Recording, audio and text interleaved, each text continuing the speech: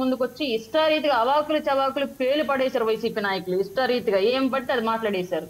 అంటే ఎంత స్వేచ్ఛ ఇచ్చుంటే, ఎంత ప్రజాస్వామ్యబద్ధంగా అక్కడ నడిచుంటే అంత వాళ్ళు అట్లా వచ్చి మాట్లాడుంటారు. మీరు ఒకసారి ఆలోచించుకోండి. గతంలో అసలు నామినేషన్ చేయడానికి కూడా ఎవరు రాలేదు. ఇవాళ 11 నామినేషన్లు పడ్డాయి. వేసిన ప్రతి ఒక్కళ్ళు ఇష్టారీతిగా మాట్లాడేశారు. గందరగోళాలు అయ్యాయి. కూటమి నాయకులను తన్నేరు, కొట్టారు, గందరగోళం చేశారు. అయినా సరే వాళ్ళ ప్రజాస్వామ్యం లేదంట. అది వైసీపీ నాయకులు చెప్తున్నారు, మనం వినాలి. నంబర్ 3, సిబిఐ డైరెక్ట్ గా వివేకానంద రెడ్డి గారి హత్య కేసులో జమ్మల మడుగులోకి అరెస్ట్ చేయడానికి అవినాష్ రెడ్డి గారిని వస్తే మొత్తం ఆ మోకంతా కూడేసి సిబిఐని కూడా భయపెట్టి పంపించేశారు. అది ప్రజాస్వామ్యం. నిన్న ఒక డిఎస్పీ అక్కడ జరుగుతున్నటువంటి అల్లరి మూకల్ని చెదరగొట్టడానికి, సవ్యంగా పోలింగ్ జరిపించడానికి పిస్టల్ తో కాల్చి పడేస్తాను అని ఆయనకున్నటువంటి రైట్ ని వినియోగించుకుంటానని వార్న్ చేయడం మాత్రం ప్రజాస్వామ్యం కాదంట. ఆ డిఎస్పీ మీద కూడా ఏడుస్తున్నారు, జగన్ తో సహా మొత్తం అందరూ కూడా. అంటే అక్కడైనా సిబిఐని తోలేసి అంతకుండా కాపాడటం ప్రజాస్వామ్యం. ఇక్కడ మాత్రం అతను ఇచ్చినటువంటి డ్యూటీని సరిగ్గా చేయడానికి అతను ఉన్నటువంటి రైట్ ని వినియోగించుకోవడం మాత్రం ప్రజాస్వామ్యం కాదు. ఇది ఒక గందరగోళం. ఇంకొక పాయింట్ సార్, మనం తిరుపతి బై ఎలక్షన్స్ చూద్దాం. చేతుల్లో ఓటర్ కార్డుతో వచ్చారు సార్ ప్రతి ఒక్కళ్ళు. చాలా ప్రజాస్వామ్యబద్ధంగా జరిగినటువంటి తిరుపతిలో ప్రతి ఒక్కళ్ళు ఓటర్ కార్డుతో వచ్చారు. ఓటర్ కార్డు లేకుండా ఎవ్వరూ రాలేదు. స్లిప్తో కూడా కాదు, కార్డుతోనే వచ్చారు పోలింగ్ బూత్ కి. చేతిలో ఉన్న కార్డులో భర్త పేరేంటమ్మా అంటే సుబ్బయ్య అంటది. కార్డులో ఉన్న పేరేంటమ్మా అంటే రంగయ్య ఉంటది. సరే, కొడుకు దగ్గరికి, ఇంకొక మగాయన దగ్గరికి వెళ్దాం. మీ తండ్రి పేరు ఏంటయ్యా అంటే సాగర్ అంటాడు. కార్డులో చూస్తేనేమో ఇంకొక శ్రీనివాసనో లేదంటే ఇంకొక రంగయ్యనో ఎల్లయ్యనో పొల్లయ్యనో ఉందంటే భర్త పేరు తెలియని భార్యలు వచ్చి ఓట్లేశారు, తండ్రి ఎవరో తెలియని కొడుకులు వచ్చి ఓట్లేశారు. ఇట్లా ఎక్కడున్నారు, మీ అడ్రస్ ఏంటి, అసలు ఒరిజినల్ డీటెయిల్స్ ఏంటి అంటే తమిళనాడు నుంచి బస్సులు వచ్చాయి.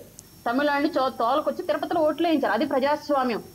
నిన్నంటే ఇక్కడ ఎవరో ఒకరు జమ్మల మడుగులు కనిపించారంట, అది ప్రజాస్వామ్యం కాదంట. అది వీళ్ళు చెప్తున్నారు, జమ్మల మడుగులు కనిపించారు. మాకు కూడా తెలియదు. అక్కడ పులివెందుల ప్రజలు ఎవరు వచ్చి కంప్లైంట్ పెట్టలే, ఎక్కడ ఎఫ్ఐఆర్ నమోదు అవ్వాలా, ఎవరు దాని మీద యాక్షన్ తీసుకోవాలా, కోర్టు యాక్సెప్ట్ చేయాల.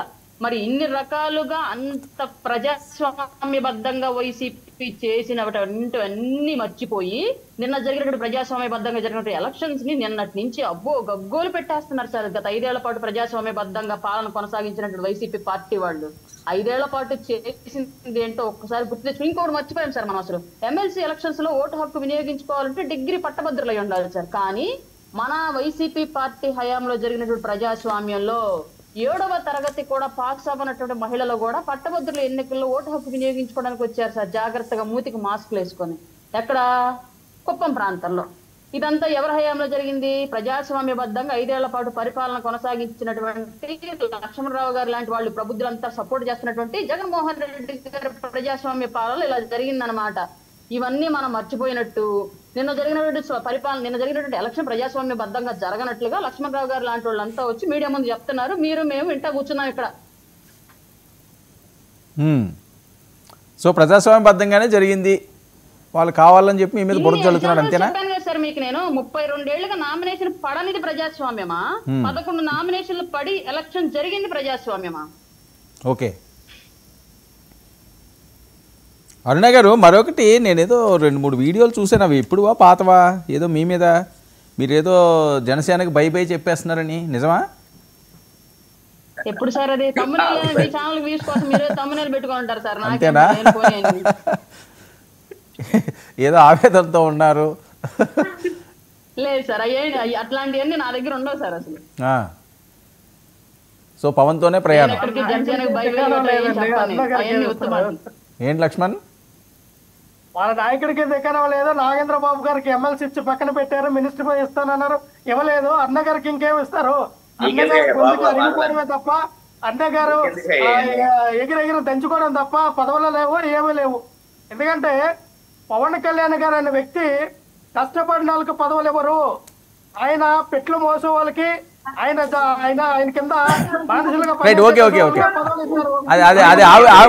ఆవిడ మాట్లాడతారు, మీరు మళ్ళీ దాని మీద ఒక్క నిమిషం లక్ష్మణ్ ఒక్క నిమిషం.